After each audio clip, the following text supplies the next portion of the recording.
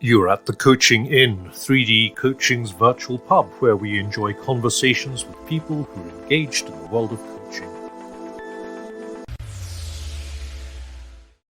Welcome to this week's edition. I'm Claire Pedrick, and today my companions are Naomi Ward, Sarah Jane Marriott, Caroline Storey, and friends. And Naomi emailed and asked, in the context of doing less as a coach, a journey I'm really enjoying, what are some ways that you create challenge for the thinker? So I said to Naomi, come to the Coaching Inn and let's talk. And then I said to LinkedIn, who else wants to talk about simplicity and challenge? So here we are. Welcome. Naomi, tell us a bit about you. Well, it's great to be here this morning. And so I was a secondary school teacher for a very long time, and a job that I absolutely loved. And then, like so many people, fell out of love, not with the teaching so much, but other things, and found coaching.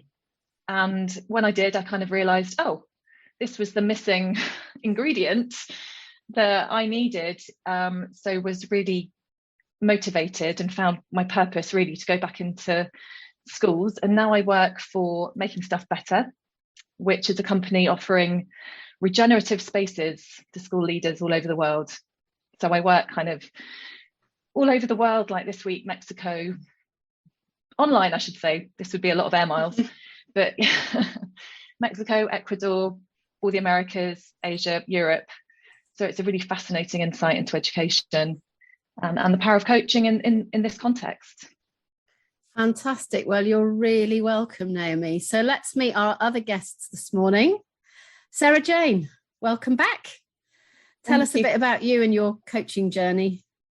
Thank you, Claire. I guess like Naomi and like lots of people, my coaching journey was similar, doing a particular profession. In my case, working in international development. Had a moment about 10 years ago where I thought, this is no longer in keeping with my core values. I'm finding this difficult. Moved away, found coaching, went, wow, this is amazing. And then have taken that back to the same sector. So very similar story. So most of my coaching are leaders within the international development sector, many of them within the UN, actually, which is fascinating. So like Naomi, a lot of my clients, most of them actually, are based all over the world, and they are amazing. And I feel really honoured to work with them and very glad that I'm not doing their job, but I'm supporting them doing their job. Yeah, fantastic. Well, you're really welcome. It's funny, my life story is playing out here amongst you lovely guests. Because I was a teacher and then I worked in international development and then I became a coach. So Caroline, welcome. I wonder what you're going to say. Well, you need a sprinkling of marketing in there, Claire. That's what you need. I don't have that. So I'm a career and life leadership coach, and I've been a coach for about 3 years now. And I have Naomi to thank for helping me to find coaching, because it was when she was doing her coach training that she messaged out and I explored it and fell in love with it. And it was just what I was looking for at the time. I'd spent about 20 years in marketing, both on client side, in brand management, and then in consultancy and strategy. And I loved it, but there was something missing. And what was missing was the people element. So why I was so attracted to Naomi's question in this podcast is my favorite bit of marketing, of strategy, of coaching is taking all of the elements and weaving them together to make the story simple. And the people part is what I really love doing now. Fantastic. Well, you're really welcome. Yes, somebody once told me I should be in marketing, but I don't know why. And Bryony. Simple. That's true. I love that simple thing. Bryony Rowntree, our other guest this morning. You're really welcome. Hello. Thank you. Morning, everyone. Thanks for having me. Pleasure. I trained with Naomi in the room together. So we got to glean her wisdom, which was lovely.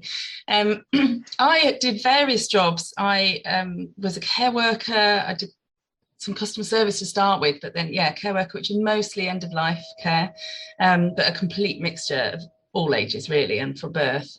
And then I taught sexual health, HIV/AIDS awareness in Tanzania, and then I came back and worked in the pupil referral unit, working with excluded teenagers.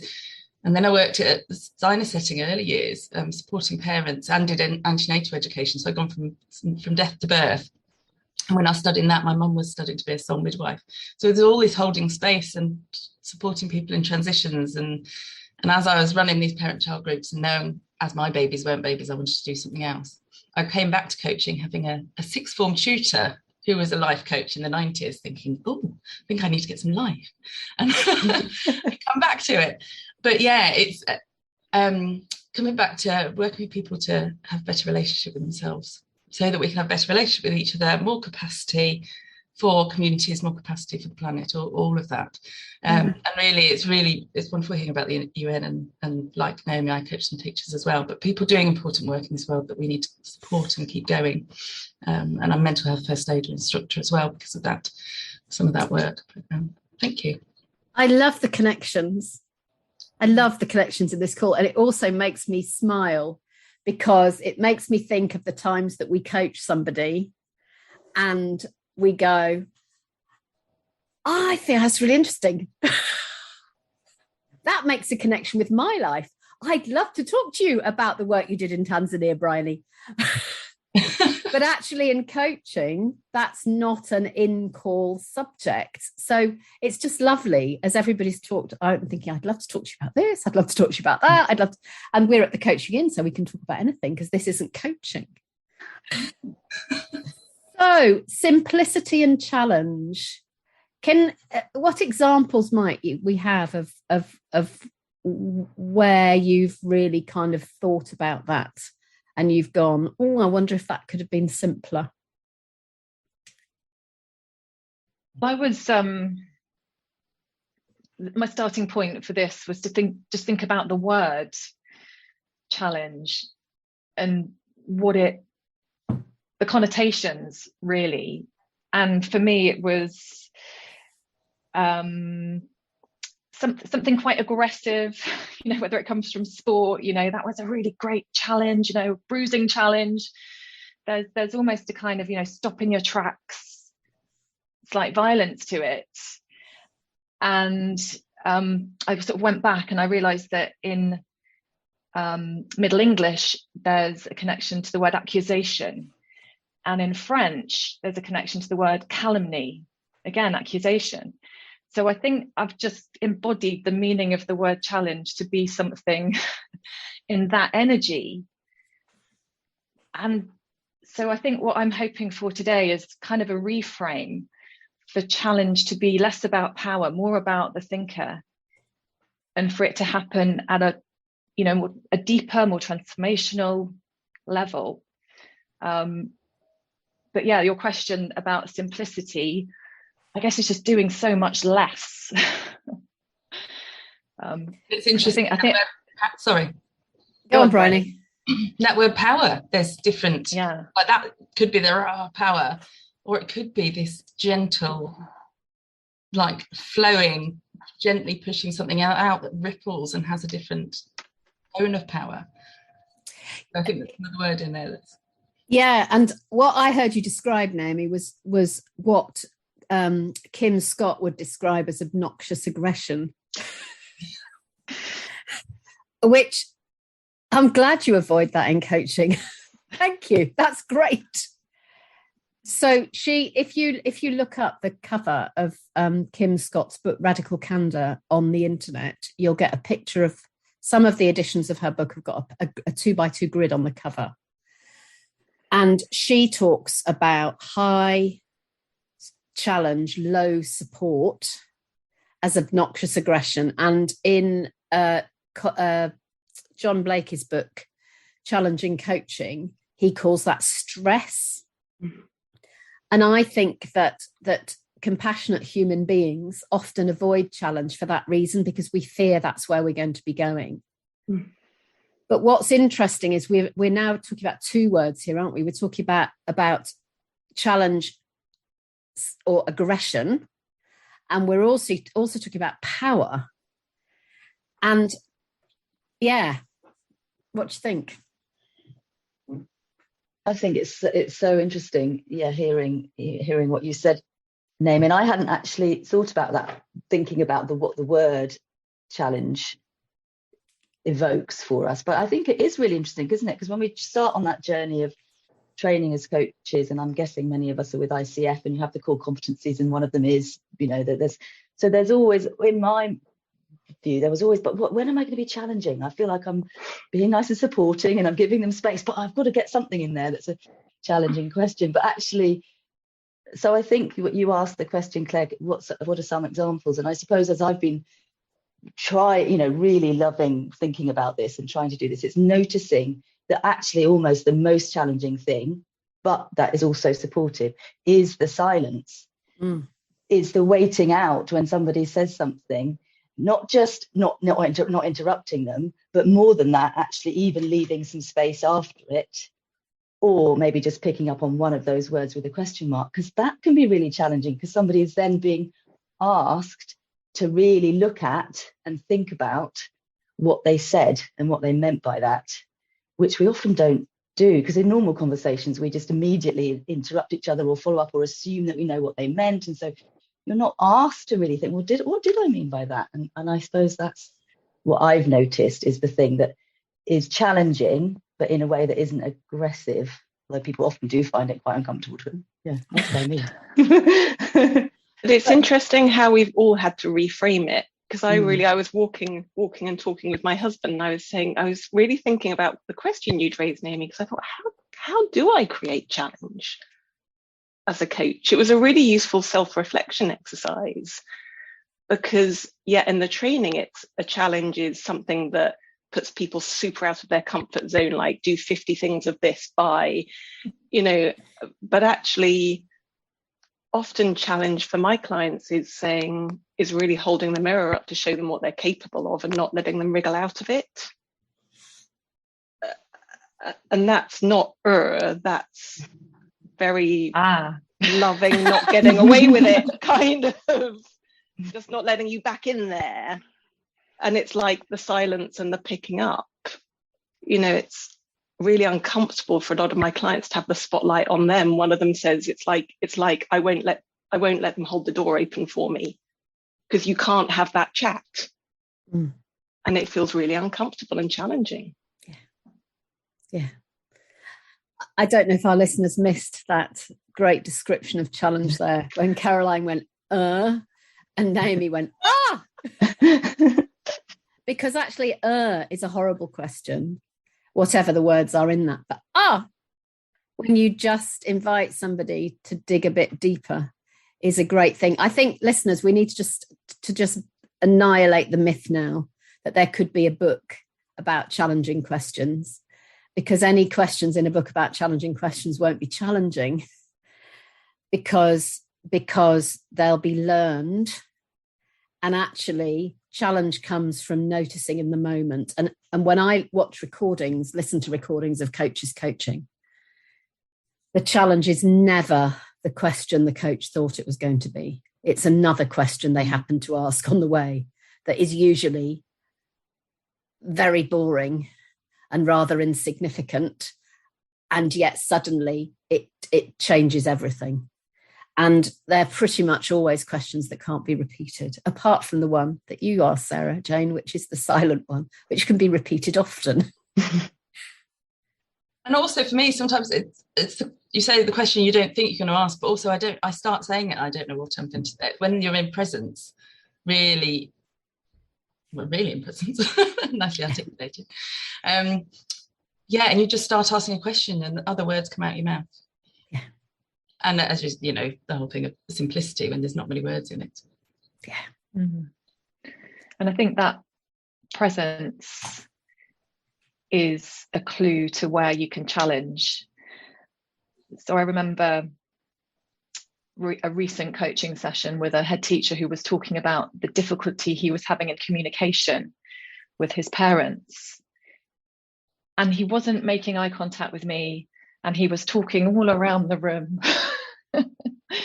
And it was happening there, the kind of disconnect. And I was like, right, I'm noticing this. Do I have the courage to name that I'm noticing and I'm feeling that I've lost contact? And I went, oh, okay, deep breath. And I said it. And that's what was needed. Oh, Naomi. Oh, sorry, Claire, you go. That is such a great example of using the information that's in the room, because that is so much more powerful and so much more challenging than talking about it. And I often do that, and I'll say, can I just stop you for a second? Is that what's happening here? Or what just happened? Because if they see it and notice it, then it's challenging. If we talk about it, or we're a bit more distant about it, it's less challenging. But to actually freeze somebody, and you can do it with humour. Just wait a minute. What just happened? And then you don't even probably have to ask another question, because they probably go, oh yeah, I just did it, didn't I? And then there's the challenge, and then you go to the depth. It's such an interesting art. And I'm really curious, Naomi, about the connection between that bit of that word courage that you used from the coach's perspective, because often it is, sometimes with the challenge, there is a bit of a daring to say, and saying it with love and saying it beautifully, but that's often when that opportunity slips away, you've missed maybe an opportunity to create challenge. And I'm really reflecting on that in my own coaching. Some of the times when I've kind of missed the moment and not kind of gathered my courage to say, really? Yeah. and I was sorry, Bryony, go ahead. I said we have to challenge ourselves first. Yeah, great point. And after that session, I was kind of, was I too direct? And he went, no, that was just what I needed. But there was a really sticky silence afterwards. Good. Can I just say, Naomi? Silence. Oh, yeah. Of course, you weren't too challenging, because all you did was say what you saw. So there's no judgment in saying what you see. You're just saying what you see, and that's such a great thing. But I just want to pick up what you said, Caroline, about there's a daring to say. Because I think one of the things about challenge is timing. So when I listen to recordings and somebody does in the end challenge, I say to them, how long were you holding on to that for?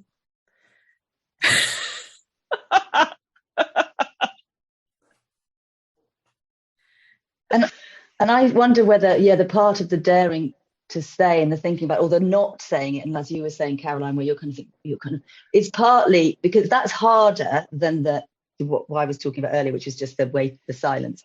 And I think partly it's been thinking, I would like to notice this, but I know I need to notice it in a way that there isn't judgment and it isn't an interpretation. And it's that whole thing of just how do you, stopping with the noticing and the holding up the mirror, as you were saying, Caroline, and all of the other stuff that's going on in our heads as to what this means and our interpretation of it, making sure that you let that go and you don't that doesn't come out at the same time. And I think I'm sometimes a bit worried that that's all going to fall out at the same time if I open my mouth and say what I've noticed. So maybe that's partly why we hold on to it, because we're just kind of, how do we do that without?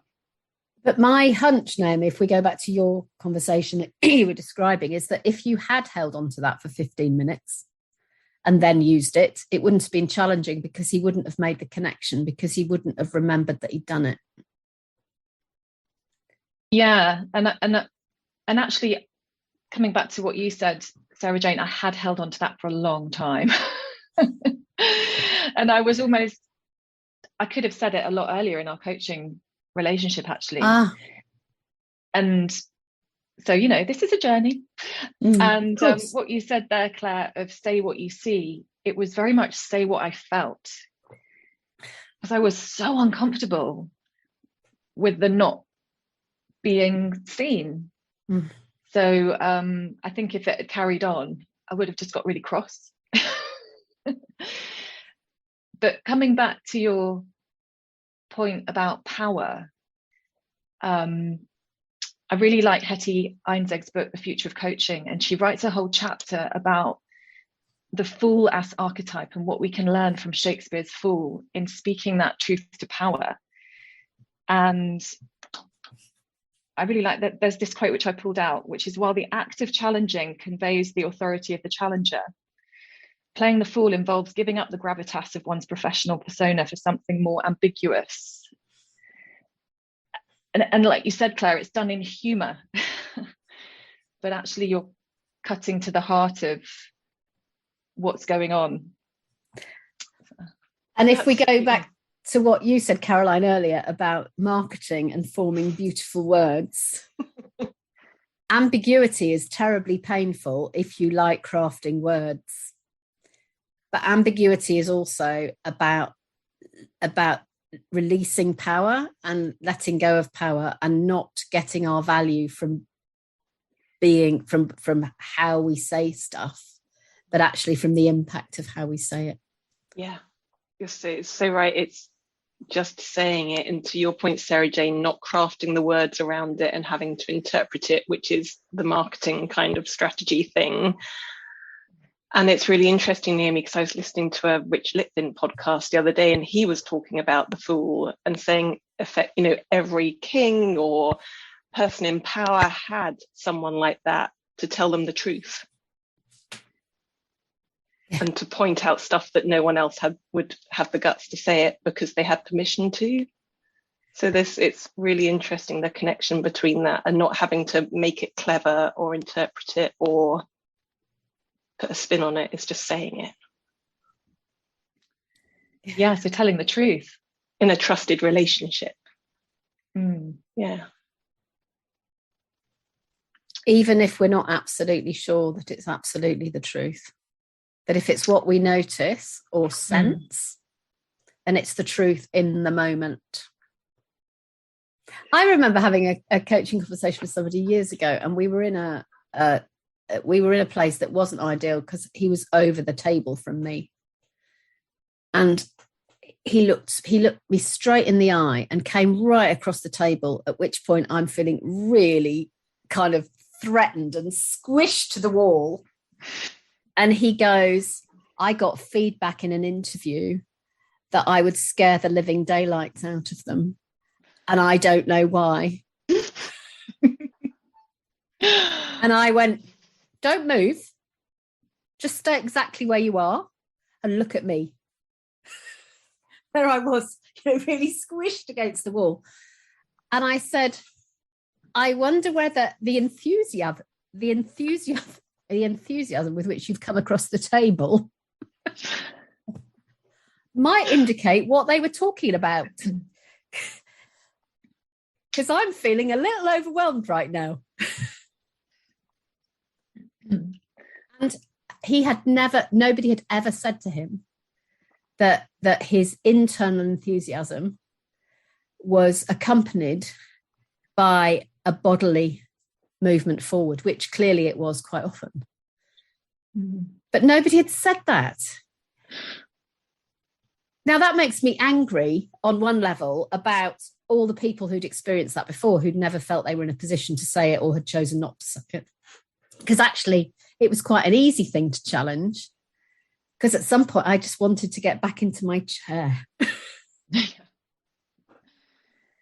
And I love the... Go on, Sarah Jane. No, I suppose I was just going to say, I think in both your example, Naomi, and in Claire's example there, the challenge is coming from us. So it's bringing ourselves as well into it, isn't it, as the coaches, and the dynamic between us and I suppose, and then talking to Bryony's point about we need to get correct, we need to challenge ourselves first of all. That's where it feels we have to be braver and more courageous as coaches, because it's sort of easy to kind of just be, well, we're just professional coach, which it's all about you. It's just all about you. And that's easier somehow to just say, let's just reflect back your words, but to bring in what we're experiencing as well in service of the client somehow does feel to me more, you have to be more courageous, I think, for that. It's risk. Yeah. So what insights have we had so far in this great conversation?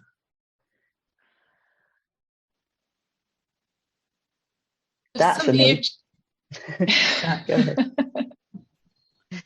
Yeah, the gift of doing it. I mean, coming back to that, I think being reminded what you were saying, Claire, about that guy never having been told that. And I know of someone else personally in my life who certain behaviours have been really tricky, and through some volunteer, it was years before anyone said anything. And when it did, it was devastating. But it was said, and actually the responsibility and the ownership for us to own, that's one of the gifts we have, is to bring that challenge, like someone said, we love. Yeah. What about others? What insights have we had? I'm taking your thing, Bryony, about the gift and adding Naomi's. It's like having the courage to give the gift is really helps me reframe that. It's beautiful. And it's that question of what's the cost of not giving the gift? Yeah. What if I don't?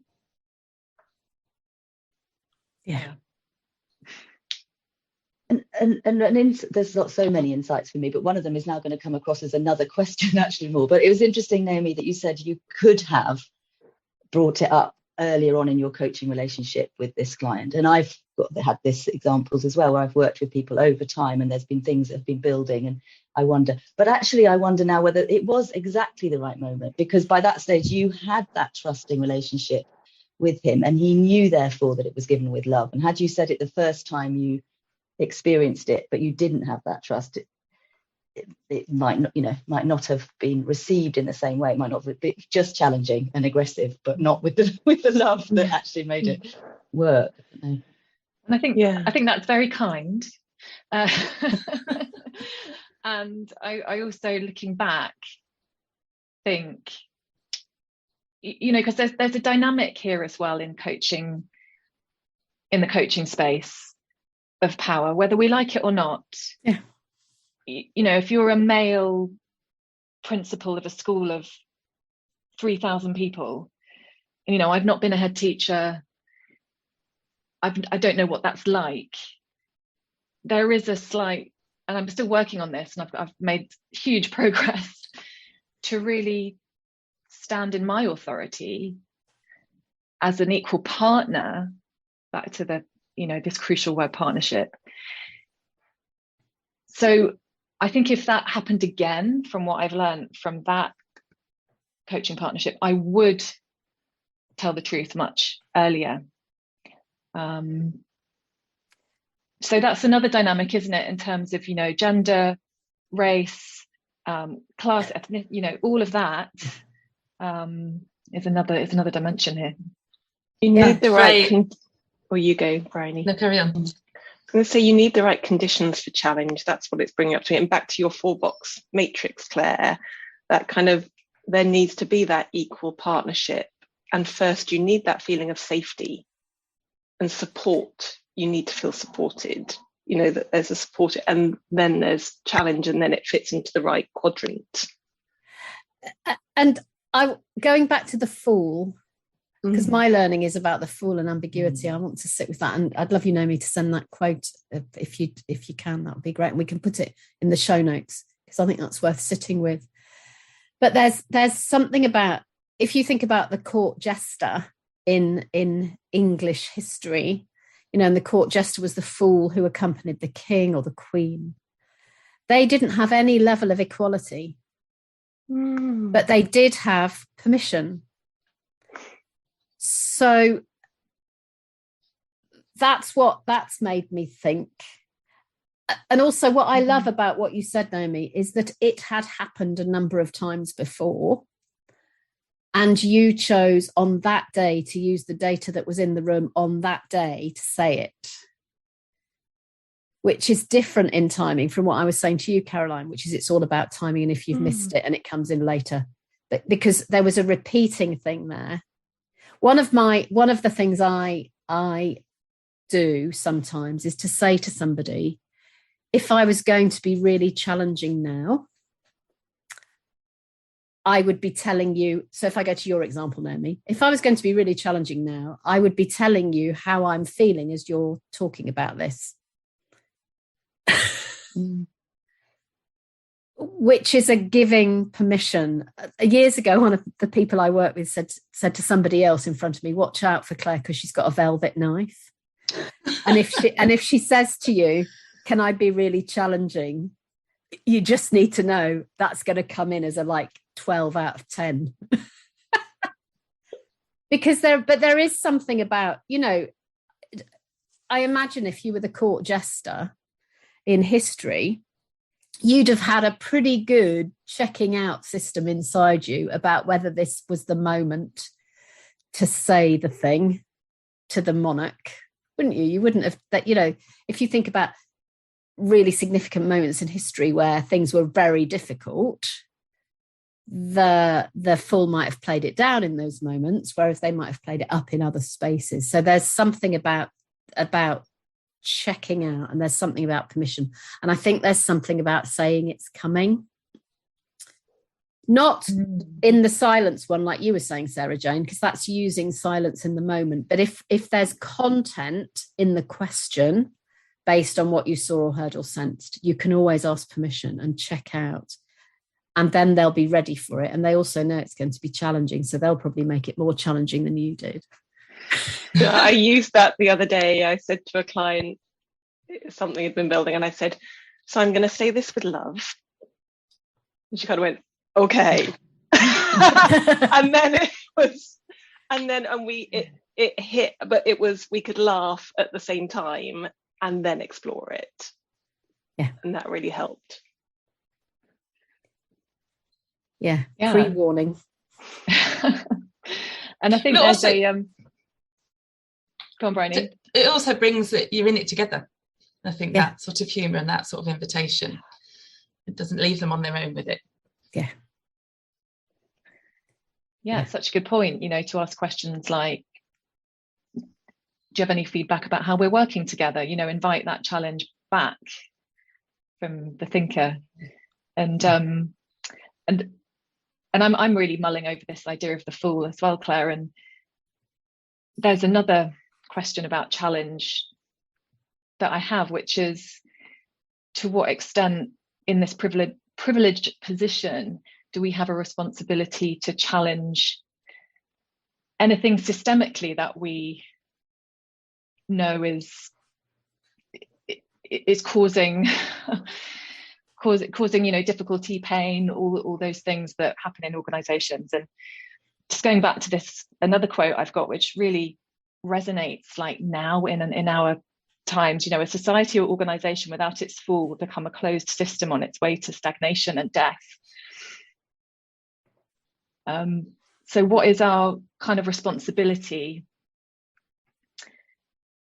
to I'm just wondering about this kind of, is it a dissonance between doing less and being more challenging in kind of concentric circles of individual, team, organization, world, future? And I think the question I always ask myself is, where is the challenge coming from? So is the challenge coming from data in the room or data in the organization? Or is it coming from your personal passion? So there's a big debate, isn't there, in coaching about whether you should talk about climate change with people. And I think that's a different question from the question you asked, Naomi, about do you challenge on systemic things? So for example, if you're in a school and you notice that the demographics of the school don't represent the demographics of the community, that's an observation based on real observable data on site where you are. Whereas if you say, I wonder what you're doing for the planet, that may or may not be based on real observable data in the room. That might be based on something that you're bringing into the space. So I think where is the data is a really important question ethically. Yeah. And I think there are ethical ways about talking about climate change. But my personal preference is that that isn't in the container that we've created for this conversation. And we might have an after conversation that goes, you know, I'm just wondering whether you've thought about this. You know, have we finished the work today? Yes, we have. That's interesting, because I've just been thinking quite a lot about climate change, and I'm just wondering how that plays out in your organisation. But that's separating it. It's not bringing my agenda into the coaching container. So there's an ethical thing there about what we challenge on and how, I think. Yeah, and that comes into contracting as well, or discovery session questionnaire. Would you like to talk about this too? Does this come into your business? Is that something? Yeah. It's something else that just, for me, you were speaking to, Claire, in the balance of the challenging and talking about schools. And it doesn't just pertain to schools, but when coaching a teacher, particularly a female teacher, going back to work, who wants to tread the path for other parents coming on who don't have to work 80 hours a week, you know, so that they can change it, but actually they're not sleeping at night, they're feeding, they're getting children to nursery, they're knackered. And trying to get the balance and contracting through that challenge. Well, how, you know, where's the challenge? Is the challenging you being an advocate for systemic change, which they really want to do, or is the challenge for you to look after yourself and let go of some of that? And it's a really difficult one, and it's something we have to come back to, depending on whether they've slept that night on that for that session or. What a great question to ask them. Well, I just feel stuck sometimes, because they've talked about wanting to be an advocate, and then that's, well, as you say, data in the room. They can't do it all. Yeah. Wow. Well, what an amazingly interesting conversation we are having this morning, and I'm sure that people will want to carry on, and we'll probably have a part 2 on simplicity and challenge at some point in the future. But as we wrap up today, it'd be just great to hear from each of us about something that we might do differently in the coming week or so in relation to challenge in our conversations. And listeners, we encourage you to also think about that. You know, what is it you're going to do differently in relation to challenge this week?